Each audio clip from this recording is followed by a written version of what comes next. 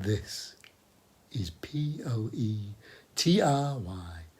making excuses for those who remain connected to their childhood self.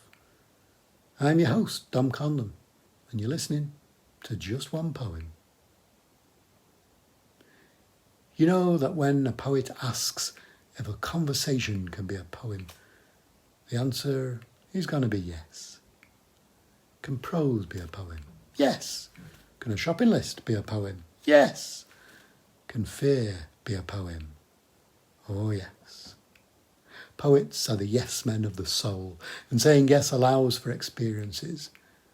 When I was asked to do my first school visit, I almost said no, especially when the teacher then said it would start with a full assembly. I had no experience, just a handful of poems which had begun to walk awkwardly in public. I won't pretend it was the slickest performance I've ever given, and I still tend to feel uncomfortable whilst talking about my poetry. But saying yes is not something I regret.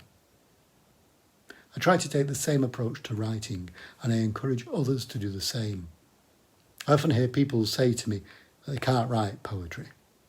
It isn't usually that they've even tried. It's that they have the image of poetry as something Shakespeare writes, and who of us is Shakespeare? But saying yes to our inner voice is the most important part of writing a poem. And I don't just mean for new poets. Even experienced poets, whilst giving themselves permission to write, don't always say yes to the inner voice.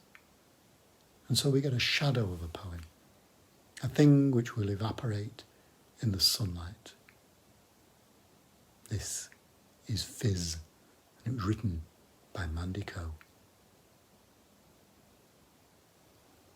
When you laugh, you bubble. If you were food, you would be sherbet, a vanilla ice cream float. No glass is tall enough to hold you, no stripy straw long enough to capture the froth. When you jump, you sparkle. If you were rain, you would be skyfall, drumming umbrellas, rattling drain pipes, rivers race, but you beat them. When you smile, you glow. If you were a torch, the man in the moon would yell, "Turn out that light." You banish shadow. Champagne corks, summer rain, fireworks. The fizz of you beats them all. Uncork your hopes tonight and ride your own bubbles. My name is Dom Conlon, and this has been Just One Poem.